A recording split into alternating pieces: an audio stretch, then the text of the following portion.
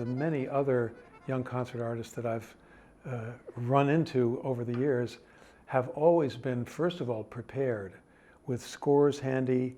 It's so important to know the work and to have an opinion about it so that when you enter a chamber music collaboration, you're sharing opinions. And I think it's really important not to try to override a rehearsal with your own opinion, but rather to be open to the opinions of others. I've had times, for example, when I entered a collaboration and didn't really like the ideas that somebody else had. But I thought, well, I'll give them a try. And then 2 days later, I did like them. And maybe I gave them some ideas that they didn't like, and somehow we managed to collaborate. But being prepared and knowing the repertoire, and also being friendly and engaging is really important. You can't feel like you're the whole show. You have to be ready to share your music making. I would say yes. There was one time that I said no that I regretted it. I had met Aaron Copland and I had played the Copland Clarinet Concerto with him with the Rochester Philharmonic and a couple of other times. And I was offered an opportunity to play on a soundtrack for a movie which featured the Copland Clarinet Concerto, but they didn't offer, I don't know whether they offered any money at all. And I would have had to travel from Rochester to New York City. I would have had to take time off from my job, and financially it was not a good thing to do. But as I look back on it, I probably should have taken the financial loss in order to get that larger degree of exposure as a clarinetist. But mostly I have said yes because when you say no, you might not have a second chance. I guess I can say that with a little caveat, which is that if you say yes, yes, yes, yes, yes, and you say too many yeses, then you can get overburdened and you can try to fit too much in. You can try to practice too much in one day because you have too much repertoire to cover in a short time. So you have to take care of your health. So if you feel that saying yes is going to put you in a status of being anxious or being unprepared, that's the time to say no. Take care of your health. Take care of your emotional health. Take care of your physical health. Being a musician is demanding. All young concert artists know that because we've all put in many, many hours to attain the skill level necessary to become a young concert artist. But especially when there are many demands put upon you as your career takes off, it's very important to maintain your health. Yeah, I would say keep the doors open. Don't be focused straight ahead. I know that the typical young concert artist is looking for let's say a solo career or a chamber music career. But maybe your life isn't meant to go that way. It turns out my life was not meant to go that way. When I was with YCA, I also became principal clarinetist of the Rochester Philharmonic the same year, 1968. It was an important year for me. And then it was somewhat difficult to juggle being in the orchestra and doing YCA, but somehow between the subscription concerts, I was able to get a week off here and a week off there.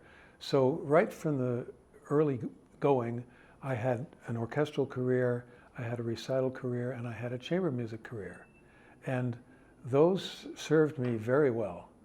I was also always interested in education. I started teaching at the age of 17 or maybe 18 when I was a freshman at the Eastman School. Somebody knocked on my door of the dorm. It was a Saturday morning. I was totally asleep and said, "My roommate's hungover and can't go teach this morning. You a clarinet player?" And I said, "Yes." So I went and taught. And 40 years later, one of the kids that I taught came up to me and said, "You're the reason I play the clarinet today." So teaching has been a thread that's gone through my life from that very first day until this moment. And then how shall I go next? I'll say I fell in love. I fell in love with Leon Baissy, who at that time was a member of the San Francisco Symphony, and then she moved to Boston and became a member of the Boston Symphony. And I just saw Marcus Thompson's photo in your photo gallery. Marcus said, Michael, why don't you come audition for a professorship at MIT? Because Marcus taught there, and I believe he still does, unless he's retired recently. So I interviewed at MIT for a whole day, and they dropped the professorship. But at the end of the day, I went to BU on the same side, on the north side of the Charles River, had a very brief interview, and they hired me to teach 1 day's worth of clarinet at BU. And that got my foot in the door in Boston. And I wanted to have more work to do in Boston. And so Leon's former high school band director, whose name is Frank Battisti, he's still alive and well at the age of 92 and still coming up with great ideas, said, we have an opening for a conductor of the younger wind ensemble at New England Conservatory. Would you like to interview for that position? And I said, sure, I would. And I had never really conducted much at all. I conducted a little bit, but I took the interview and then they hired me. And that led to 4 or 5 years of conducting a wind ensemble at NEC. And then when Leon decided to leave the Boston Symphony and go to Ann Arbor, I took on the Michigan Youth Symphony, and that was my first orchestra. So that added another facet to my career. And when we moved to Houston, Texas in the fall of 1997, I took over the Houston Youth Symphony, and I've been doing that with great joy for the last 26 years. And I view that as being maybe even more of a teaching job than it is a conducting job, because I have these wonderful teenagers who play so extraordinarily well, and it helps keep me young. Well, the summary would be, yes, go for every chance you get, but also trust your mentors. Your mentors are looking out for you. Trust your audience.